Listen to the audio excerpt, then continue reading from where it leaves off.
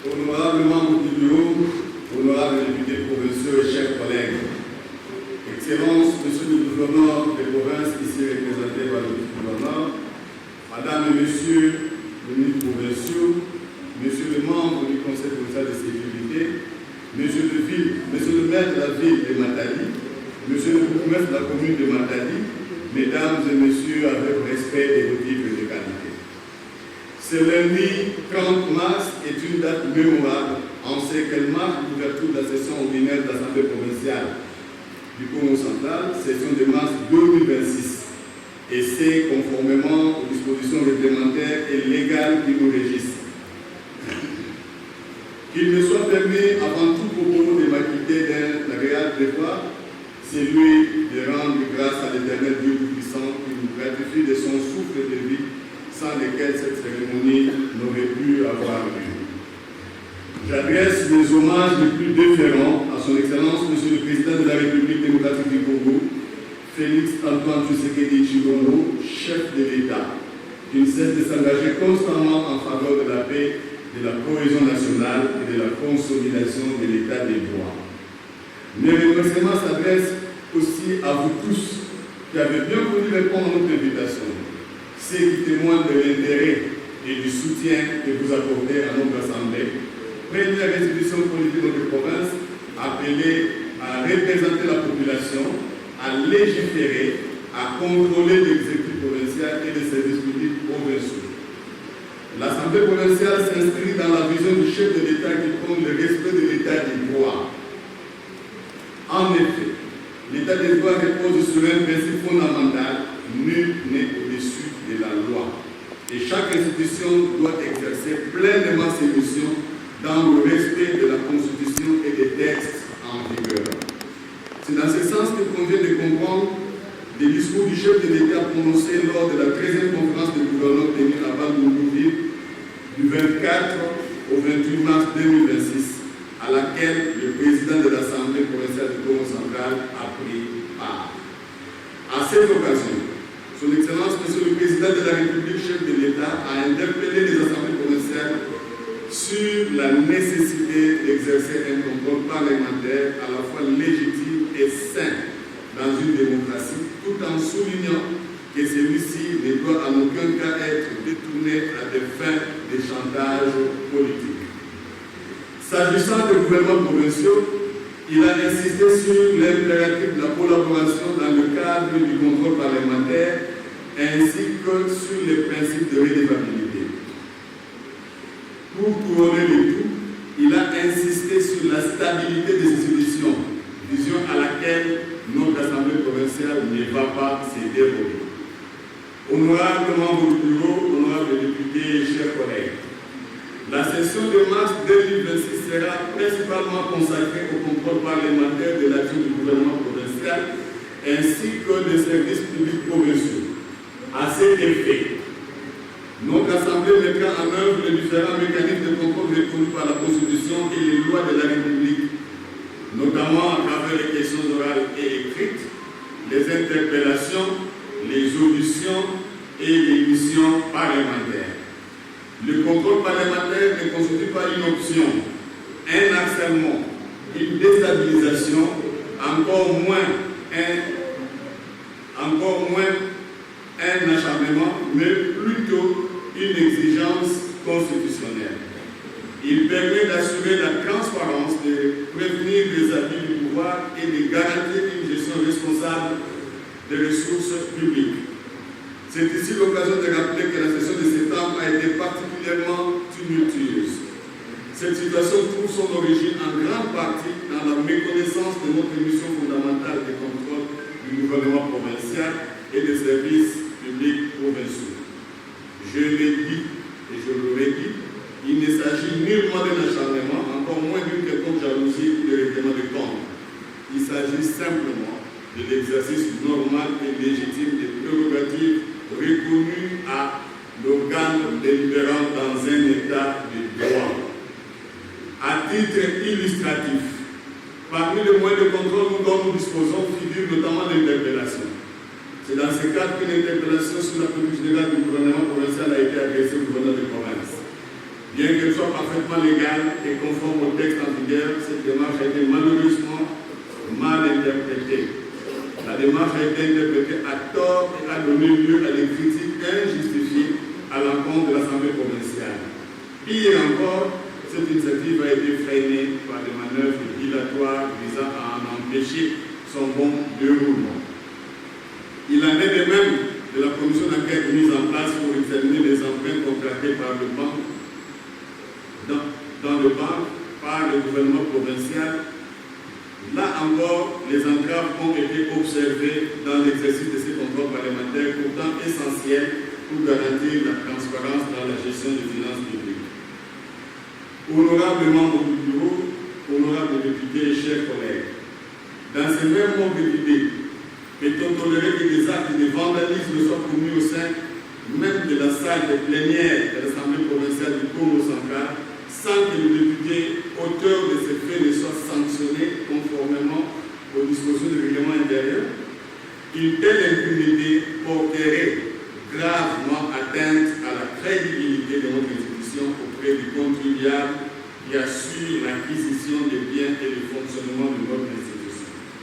Il convient également de préciser, pour ceux qui l'ignorent, que la gestion financière de l'Assemblée provinciale elle-même fait l'objet de contrôles rigoureux.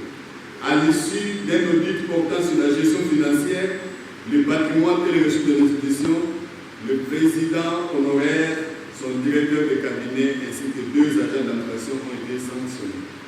Cela démontre clairement que le principe de contrôle s'applique à tous sans exception.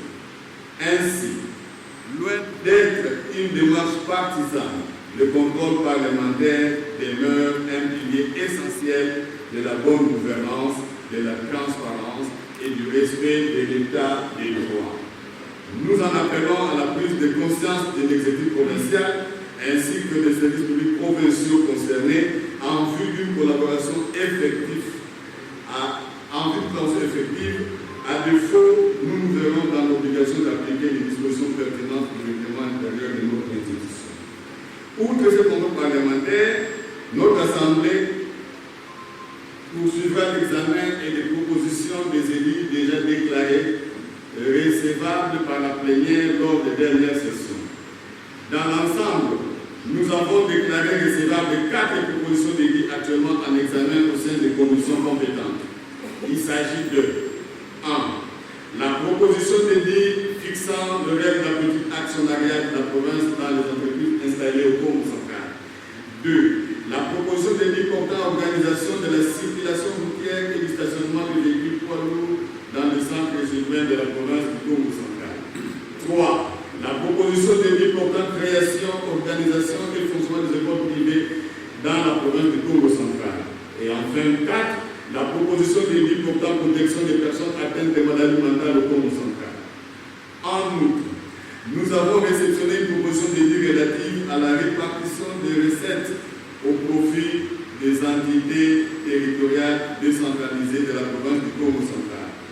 Cette proposition de loi sera transmise au bureau d'études pour un examen approfondi au plus vite.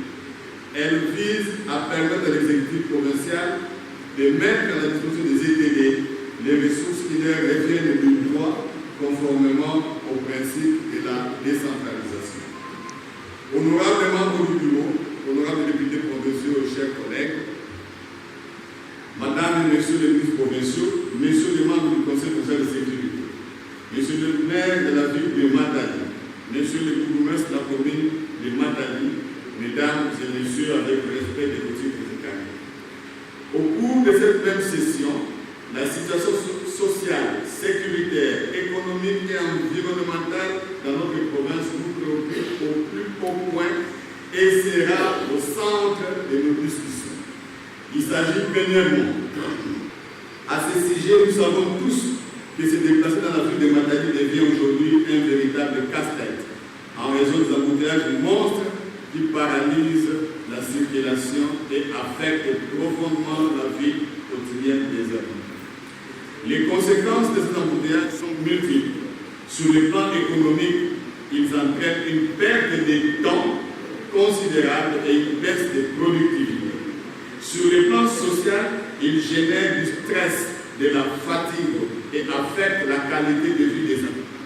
Sur le plan environnemental, ils augmentent la pollution de l'air. Face à cette situation, des solutions idoines s'imposent. Il devient urgent pour les autorités provinciales de repenser l'aménagement urbain, d'élargir et de réhabiliter certaines routes, de mettre en place un plan de circulation moderne et d'encadrer efficacement les transports publics.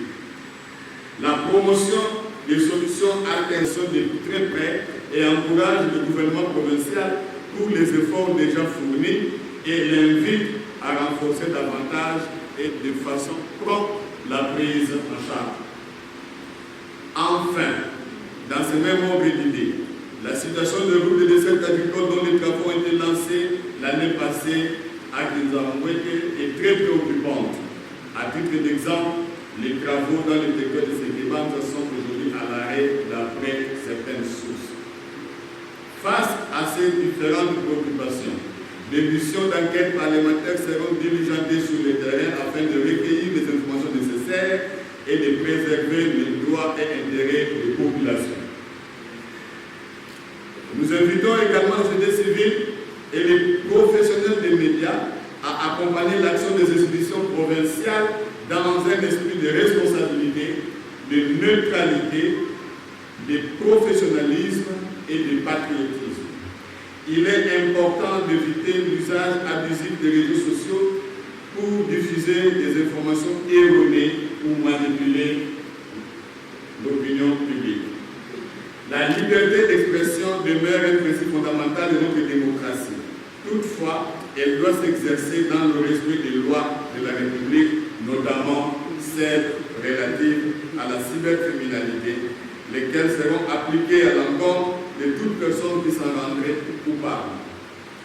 Honorables membres du bureau, honorables députés, chers collègues, permettez-moi d'attirer votre haute attention sur un aspect fondamental de notre mandat, la participation régulière et active aux travaux parlementaires. En effet, notre engagement au service de la population se mesure notamment par notre présence effective et notre implication dans les différentes activités de cette auguste assemblée. À ce sujet, le bureau a reçu et examiné les rapports détaillés relatifs aux relevés de présence au cours de la session passée. Les conclusions de ces rapports mettent en évidence plusieurs cas d'absence. La question sera soumise à la plénière organe suprême de notre Assemblée en conformité aux dispositions de l'article 109 de notre règlement intérieur. Dans le même ordre d'idée, nous tenons à rappeler que les actes de sabotage tels que décriés lors de la session précédente ne seront en aucun cas tolérés.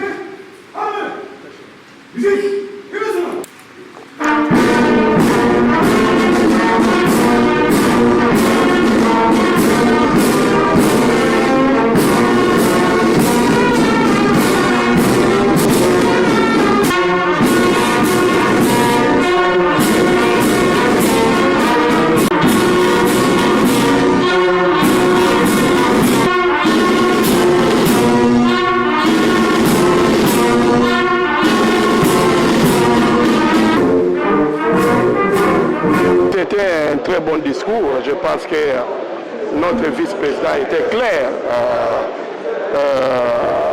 pour cette session.